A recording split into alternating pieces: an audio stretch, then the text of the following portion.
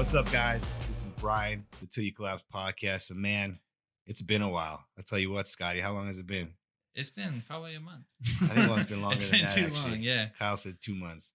And you guys know why. I mean, last time I talked to you guys, I try to inspire, I try to motivate, but with everything going on in this country, I've just been, like I said, everything when I come back to it, it's just, I feel like I'm beating a dead horse, and I like to get the message out there, and I like to talk about what I believe in. But honestly, I haven't been that motivated. The main thing I'm focusing on is you guys, my staff, my family, keeping our heads down, keeping our lights on, and keeping shit rolling, right? For sure. And that's my main focus right now. And I always try to bring you guys value. And I want to talk to you guys a little bit about myself. I don't talk about much political stuff. Because I have views on both sides. Like I said, I'm mostly in the middle politically. I voted Democrat and I voted Republican, and I have views on both sides. What I do know is I'm not okay what's going on in this country right now. I'm not okay with what's going on in the state of California where I was born and raised. And there needs to be a change. Honestly, I'm about doing the right thing. I'm about treating people how you want to be treated. I'm about, us coming together, and the diversity and us being divided as a country and a nation is not good, and it's not okay. And there needs to be a change, and there needs to be people stepping up to change it. So, man, I kind of had this interview drop in my lap, and I couldn't pass it up because this is a gentleman I've had mutual friends tell me about. I've seen him on social media. I like what he's about. And honestly, I don't know much about him, but we're here today to find out more about him because I really want to know about him. I want to know what he's about.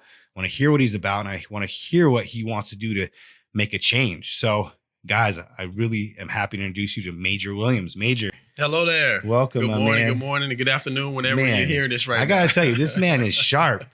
42 years old. He looks like he's 29. I got to tell you, man. That's the beauty of having 3 young boys that keeps you very active. And Major, he's a husband, he's a father, he's an entrepreneur, and now he's getting into politics as well. So he's going to tell you about all of it, and I'm just excited and grateful to have you here. Absolutely. Thank you so much for allowing me to come on here and share and just be a part of what you're creating here, man, which is amazing, by the way. I appreciate it. Thank really, you. I appreciate it. So tell us, man. Let's hear about you. So listen, there are so many different layers to how I've evolved into the person that I am today, but it all did start with the foundation from an entrepreneurship spirit. Growing up in Dallas, Texas, single parent household, 3 sisters and myself, I had to figure things out very early. One thing I knew very early on is that I didn't feel like I belonged in the ghetto. I didn't feel like I belonged being without food. I didn't feel like it was normal for me to sleep on a thin sheet with another thin sheet next to my sister for a candle to keep us warm during the winter. So I knew something was off, and I knew something was different. I knew that I had something greater in store for me. And so no different than how I am now. When things are not going accordingly, I try to figure out what I can do. And being a man of faith, certain things happen, and God placed certain people in my life that got me into entrepreneurship. So I met a gentleman, and he asked me if I wanted to start selling car incense at the local car wash. And that was my introduction into entrepreneurship. And so I was doing that, and then he decided to stop doing it. And then I was 11 at the time. And just something that strikes me is you at that young an age, having that fire inside you, knowing that you want more, and you were going to figure out how to get more. Yeah. And that's at what, at 9, 10? It started around 8, 9, 10 years old, just trying to really figure it out. Always trying to sell candy or whatever the case may be. That. And the guy he stopped selling the car incense. And so I just asked him a question, and I didn't know that I was actually setting myself up to take over his business. Okay. He told me I just get him from the local market down the street, and I just do an upsell on my price. And I was like, oh, okay. So once he stopped doing it, I went and did the exact same thing. And so I'm the incense guy now at all the car washes. I love it. 11 years old. Yeah, and that just gave me the inspiration to do more. Something else happened. My mom used to always make me do chores. She believed in hard work. I was the only boy, so she didn't want me to be lazy. She wanted me to make sure that I worked and contributed to the household. And so I used to cut the yard and rake the leaves. I used to hate it, right? I used to always have to do it. But what happened was one of the neighbors was older next door to us. And she said, I'll give you $10 if you mow my yard. I was like, oh, I can do this making money. And so I started asking all the neighbors in the neighborhood, in the community, hey, you mind if I cut your yard? And then I was cutting like 20 yards, you know, and it changed. Was that by 11 or was that? No, that was around when I was 14. Okay. 20 yards? And so about 20 yards, and then I got my second lawnmower. Oh, that expanded big time then, right? And so from that alone, I had like friends and cousins helping me. So I'm actually paying people like, That's you know, amazing. it's peanuts back then, No, but still, in the though. hood, I was At like, that- man, still, I'll though. take that, right? At that age, you know. So at one point when I was 14, I was probably making a good $1,500 a month, which for me was Yeah. just like amazing because all I wanted is candy Back and, then, and a that new age. pair of shoes. Yeah. And, you know, so that was the DNA of entrepreneurship for me. So I always had that mindset in trying to figure out how I could add value, but also just kind of give myself opportunity to exist and afford cool things. It's amazing. Yeah. I love that. Okay. And then so fast forward from there. So Yeah. entrepreneurship, you went from there. And then where did you go to school or what did you do? Yeah, from so there? entrepreneurship was a huge thing, but it kind of took a back seat when I got into sports. So I Okay. played violin, I played the clarinet Okay. in middle school. But once I got introduced to sports and being around a certain group of individuals who was telling me, you know, that's kind of corny, you shouldn't be doing that. You never get girls. Yeah, I got you. You got to play football or basketball. And I really got into basketball really deeply. From that, I ended up going to college. Okay. I went to junior college first.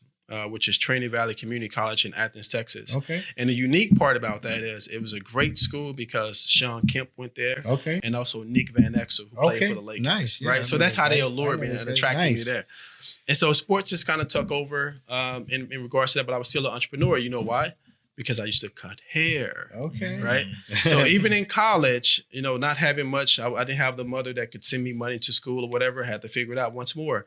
So after messing up tons of hairs and tons of heads, I finally got it right, and people respected me coming to my room and to cut their hair. You guys hear that though? He figured out a way to hustle, make money, and he figured it out. He messed up a bunch of hair. Like I told you guys in the past, you're going to mess up a bunch. And like I said, me figuring this shit out from the start, I messed up a bunch. But, you know, with entrepreneurship and a lot of people that are successful that I meet, our stories are very similar. Yeah. We just do it. We Yeah. take action. You have to go and through you it. figure it out. You have to go You through it. messed up hair and then you figure it out. You have to, and especially if you have that, what the end goal is. The end goal is to be able to do extra, take care of yourself, and just also just the feeling of having an ideal, putting the work in because of that ideal, and then seeing the manifestation of that ideal is a magical feeling, It man. is. It's It a is. magical feeling. It is. Absolutely. And so I just went after it every single day. And my goal was to cut 5 heads a day. 5 heads a Friday, because I only needed $30 to have a good time in college. Yeah, there you go. There you go. Yes, so set up on Friday, get it done. Yeah, I wish I was a little more aggressive now that I think about it, but I had cutoffs. Nice. I love Yeah. it. Okay, and then so did you completed college? So I went 1 year there, and then I went and walked on at Louisiana Tech University, Okay. which is where Carl Malone attended. So he used to Nice. come every Sunday and work out with us in the summer. And Carl was a beast. Yeah, he was, man. I have some of him. I have some of him in my DNA. I Yeah. remember him. I always seen him like, damn. He's the only guy who punishes you when he's on offense. Yeah, 100%, yeah. So my game has a lot of his DNA, to be Okay. honest with you.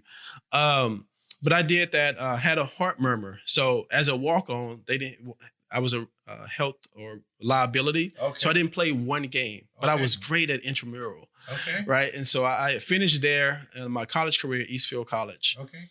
and I tried to go pro. Okay. Practice squad with Detroit Pistons and the Minnesota Timberwolves. Okay. But it didn't quite happen. That's kind of like when I navigated to Los Angeles, Okay. trying to figure it out, a young 23, 24-year-old, dreams shattered. Like, what am I going to do, right? And then I just got these amazing opportunities to start working with nonprofits. I met an older gentleman at a gym. His name was Ian Hunter, and he was the chairman and founder of Erickson Mental Health Facilities in the Van Nuys. Okay. And this guy was, at the time, he was probably 72.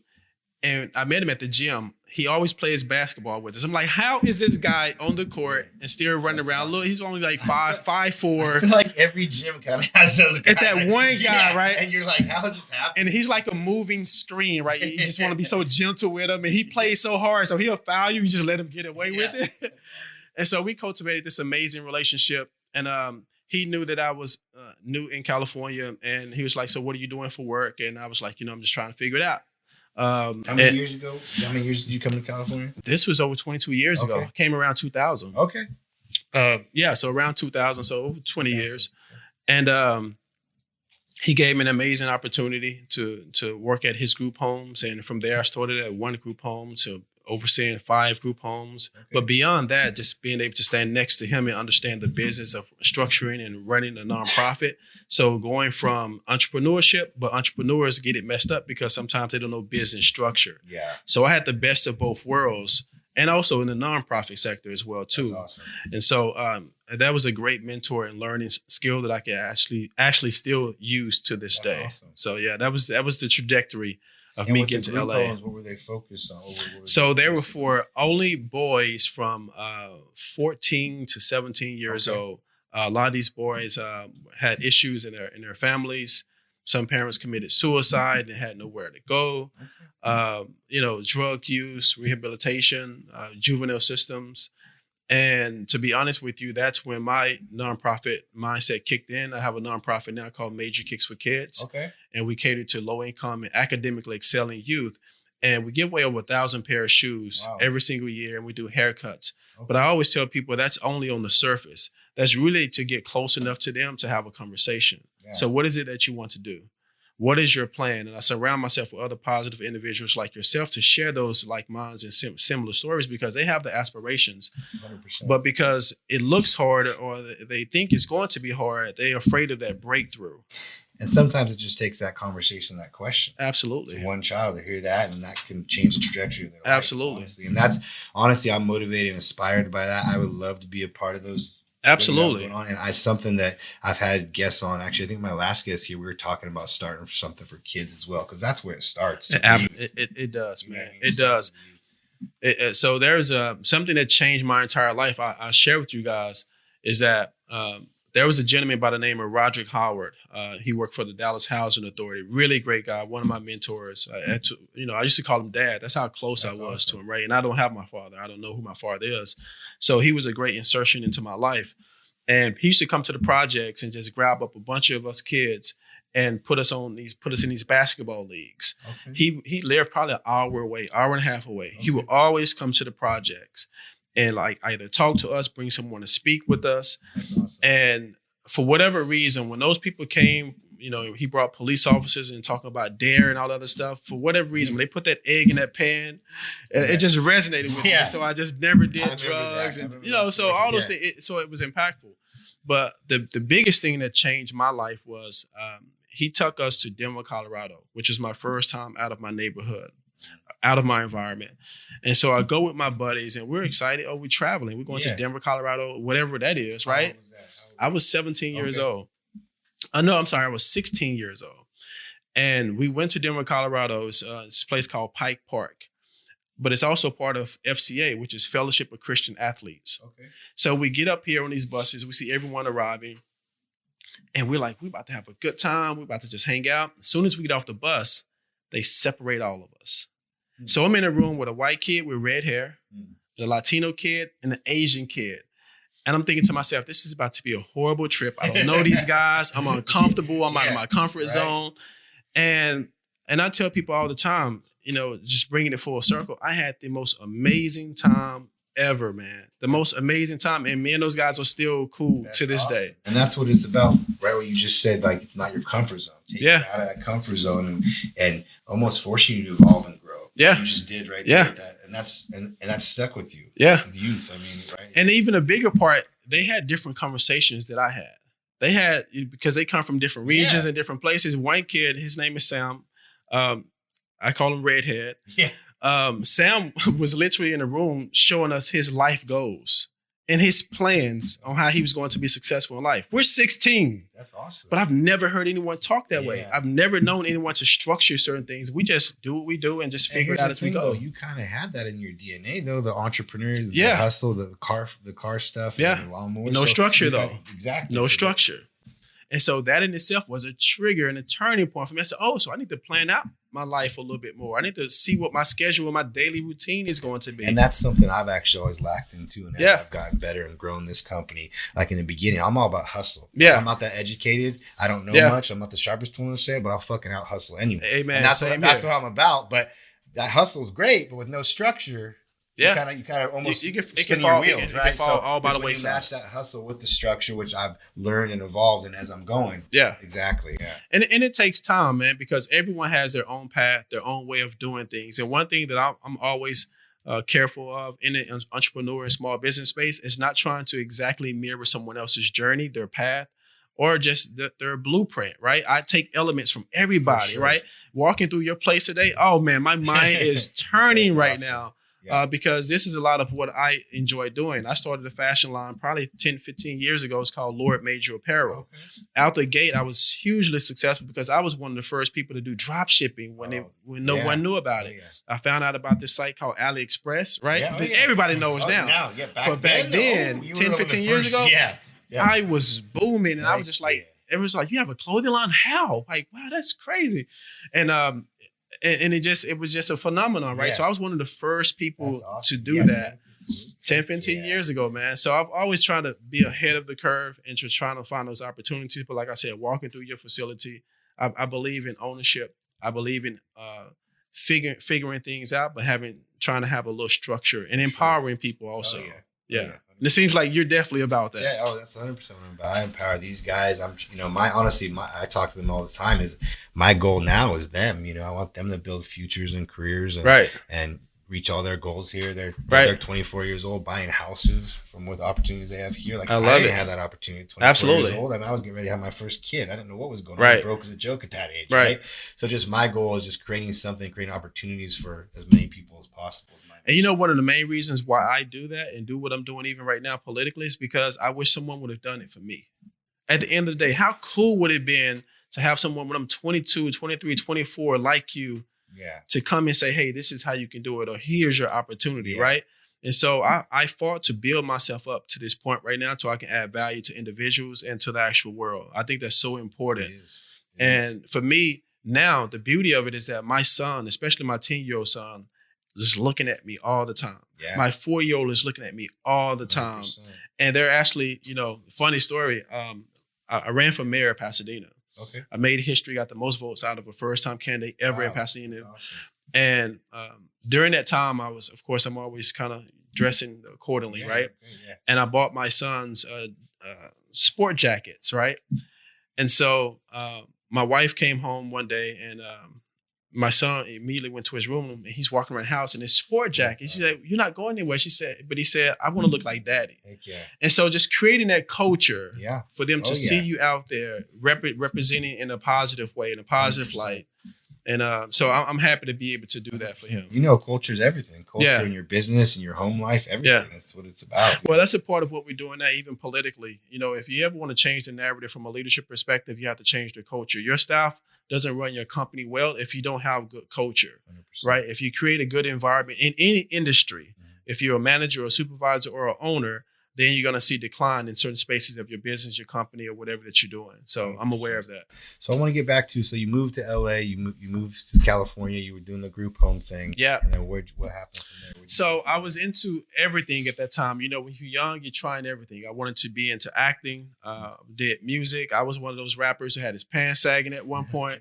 Nice. And I was around Jamie Foxx a lot for like 15 years. His dad was my high school football coach and history teacher. Okay. And me and his sister Deidre actually graduated from high school together. So the first day that I came out to California, I was around Jamie Foxx and all these stars at his house. And it was like the coolest thing ever. Awesome. And so I was doing that simultaneously, working at the group homes, going on auditions, write raps. And then I got into producing, to writing and things of that nature. So I've always had my hand into multiple things. But the one thing I always was able to fall back on is my marketing ability. Okay. My ability, which I call my superpower, which is to take your ideal, your product, your brand or whatever, and walk it into a meeting or a situation and get you either a yes or a check. That was my superpower. Awesome. To go in there, because some people, they have the good idea, but they don't have that other ability to close or to present, to get that yes, to get that check, to compel individuals. And I think everything that I've done thus far in my past has built me up character-wise to be the success that I'm becoming right now organically from a political side of it, which is why you see so many people resonating, because I am so embedded in multiple cultures and multiple industries. And I've had all those conversations, so I can relate to it way better than the average person that's on this political spectrum. You have experience. You're speaking from experience as opposed to someone just speaking from bullshit. Right. Someone speaking, trying to relate, and it's fake. Right. It's Absolutely. Real. It's real. They're speaking from the ideal of 100% versus the actual experience of. And the experience and realness beats that every time. It really does, man. It really does, man. And so we I did that, and it just continued to evolve. 10 years ago, I hit a point in my life where I felt like it was a dead end, and I decided to rededicate myself to God. I locked myself in the library for 2 years to re-educate myself. I wasn't working. I was actually doing pretty bad at the time. Wow. And I have an amazing wife. Her name is Asia. She allowed me to be jobless for 2 years, and she held the household down. That's awesome. But what she'll tell you about me, I'm not one of those guys that's going to sit on a couch. She said, this guy worked every single day. Like, when I tell you 2 years, 7 days a week. Wow. At the library. I walk in the library right now, they know me by name. That's not awesome. Because I ran for mayor of the city and I'm more known, just because of my presence locally there at the library. Yeah. Finance, economics, real estate, history, marketing, advertising, reading all these books, motivational books, because I knew that I had I saw myself differently than where I was. And so how do I get there? It's to educate myself. So I started following different people, changing my circles, listening to Gary Vee, Ty Lopez, Thomas Sawyer, all these different individuals. You got to change what you put into yourself so you can actually change yourself, right? And so I did that. I emerged 2 years later. I launched Major Media Inc., which is an independent marketing firm that I own. My goal was to get small businesses acclimated in the social media space because they were lacking. Right. And so it's many opportunities. Yeah. So my goal was to get 20 of them. In 2 months, I had 20 of them paying me $1,000 a month. So I'm at $20,000 a month after 2 months coming out of that hiatus. Awesome. My wife was like, praise God, he's making money again. Wow.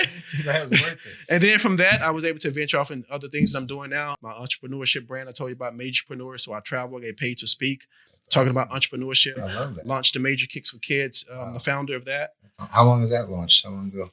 4 years ago. 4 years ago. It's actually used to be called Fly Kicks for Kids. We rebranded it last year. Since kind of go with the brand or whatever. But we launched it 4 years ago, and it's been an amazing success. And we've touched so many lives and hit so many communities. So I look forward to partnering with you on something in the future, man. I just, like I said, I'm blown away. I just, like I said, I honestly didn't know much about you. Yeah. And I'm blown away at just your drive and your work ethic. It blows me away, man. Thank you. Seems like you've had it. I mean, honestly, I've always been a hustler, but as far as entrepreneurship, I'm 38 years old right now. Yeah. I started this at 31.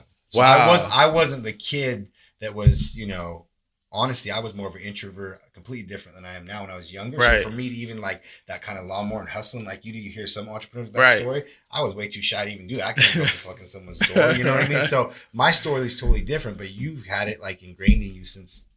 It's work ethic, even in sports, man. My mom named me Courtney LaPaul Williams. That's my real government name, but it's not my legal name. My legal name is Major Williams. Okay. So I've been called Major Williams over 22 years. And the reason how that name came about is that, some of my buddies used to make fun of me because one day in practice, a basketball practice, the coach made me out as an example. He said, when Courtney's in the game, he's a major impact. And every time we go to a locker room or the shower, it's like, here comes Major, here comes a major impact. Yeah. So it just kind of stuck, right? And so that's actually how my name became Major Williams. Nice. So I've gone by that for over 22 years. Okay. I have interviews. And so when people say, hey, it's a fake name, I'm like, well, people change their names all the time. But I didn't change it for any other reason that people have been calling me that for 22 years. So let's fast forward to what you're doing now. Yes. What's your goal now? What are you doing? You get into politics now. Yes. What's going on? So I'm excited about it. I think it's time for a different brand of leadership, which is what propelled me. I got in politics officially over 5 years ago. I was working on a political campaign, and it came so random. It came from a friend of mine deciding to run for lieutenant governor of California. And we were at a birthday party at his house, and he was just like, psst, I'm running for lieutenant governor. And he's never ran for politics ever before, similar to myself before this. Before I ran for mayor. And he was like, I want to have you on board, with me, my marketing expertise and community outreach, effectiveness of talking to people in communities. I was like, okay, well, let's do it. It was a nice check, and we're going to be in it for 6 months. He started late. And what I noticed was traveling all across California and just hearing the plights of different individuals and people in the community, and watching the candidates and the political figures not being able to solve these so-called complex issues. I felt like I had something better to offer. And so having that experience early on with a multi-million-dollar campaign what's the best word? It expedited my learning curve, so to speak, because I'm around the best and brightest in politics, political strategists, political analysts, how to effectively run a campaign. So my trajectory is a lot different. So when I ran for mayor, it was like, oh, this guy has no shot, but they didn't know what I had already been through or known how to effectively run a campaign. And so the root of it just came from me being a frustrated individual here in California, a homeowner, a parent as well. It just certain things that just didn't sit right with me. And so whenever, and I use this analogy a lot of people are in the stands of frustration. The stands of frustration means that when you're at the game, you're yelling at everybody else on the field on what they should do, what you should do. Oh, I would do it like this, or they should do it like this. Yeah. And I felt like I was one of those people. And I started to look around. I say, am I just like all these people that's in the stands of frustration? Or am I going to be willing to walk out of the stands of frustration, get on the field, suit up in a political climate, and elect it politically as a player versus a spectator? And the work. And that's the most simplistic way I can tell anyone why I decided to do it. That's amazing. Yeah, out of the stands of frustration. I love that. Yeah, that resonates with me. Yeah, I mean that's like with life and entrepreneurship, anything. You're like, am I going to stand here and continue to complain about it with everyone else, or am I going to do something about it? Yeah, and you decided to do something about it. I mean, I had to. We announced this 62 days ago. We had a moderate falling over the last 2 years from political efforts, running for mayor and just traveling across the the state and also the country. We had 8,000 followers. Currently today, we're at, after 62 days, 125,000. Been growing like crazy. 2 months started a private group. Now we're over 133,000. That's amazing. And so we're full steam ahead, and we're our message with our campaign is that I specify that this is not my campaign. This is our campaign. Yeah. Because for the first time in California's history, we're unified in one thing, which is frustration. 100%. It's not about your 100%. Party affiliations. It's not about your religion. It's not about this side or that side. We are rooted in frustration because we all know family members and friends that are being pushed out of this state. And so I think it's important to have leadership that's representative of that has empathy towards that's looking for fairness, but also looking to empower you so we can restore California. I love that, man. Honestly, I haven't heard that before. Yeah. But that shit right there, that hit me. Honestly, I love that message. Yeah, and that's exactly where we are with it, man. This is 100% beyond me. It's 100% beyond me, and I know I can't do it without everyone involved. Well, shit, man. Scott. Yeah. I can tell you what. I haven't heard that before. And like I said, I'm a genuine, real dude. Like I said, I'm not like, and just like that message resonates with me because that's what this state needs. Honestly, that's what this country needs. Absolutely. Honestly. I mean, I love it, man. I got to say, I'm blown away. Like I said, learning more about you. Yeah. Man, I'm speechless, honestly. Yeah, that's awesome. What do you think? I know I think that's crazy. Oh, yeah. I've been following him for a couple months now. I try to watch as much of your stuff as I can. Thank you. I appreciate it. Really cool. It's just it's a crazy thing you're doing right now. Like so many people are trying to get out of here and run away, and you're like running into the fire. Absolutely, man. Literally running into the fire. You always have to have those anomalies, man. Whenever you're dealing with any kind of frustration, there's this old meme that they had. There was this guy, he was a miner, and he was digging for gold or whatever. I don't know if you guys ever saw it. Oh, I've actually referenced I've referenced that in one of my past podcasts. Oh, my, so it's the best. Oh, right? It is the absolute best. Right there. And it's just that one more hit or two more hits, he would have had that breakthrough. I've said that. Right? And so that actually inspires the heck out of me all the time. And whenever I feel, which I don't a lot, whenever I feel a little bit like I'm about to waver and I'm frustrated, fatigued, or tired, I think about those particular moments beyond the fact that my wife is saying, you better not quit.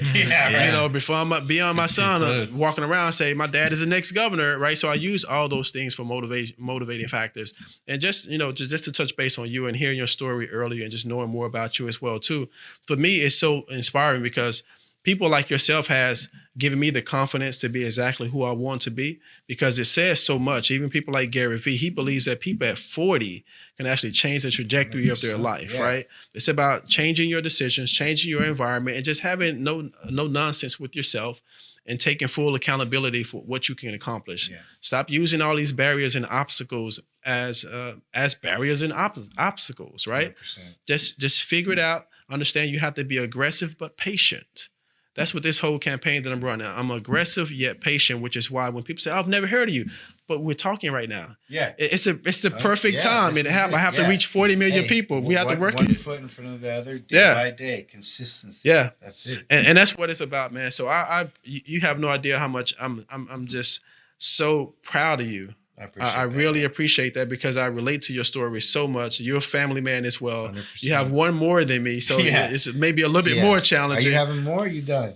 I don't know, man. God, whatever God says, right? we'll see. But right now, I can say, no, awesome. I think we're good. Well, I want you to tell everyone here how to follow you. Absolutely. So on Instagram, it's Major CA Gov. Okay. So on Instagram and Twitter is Major CA Gov. Okay.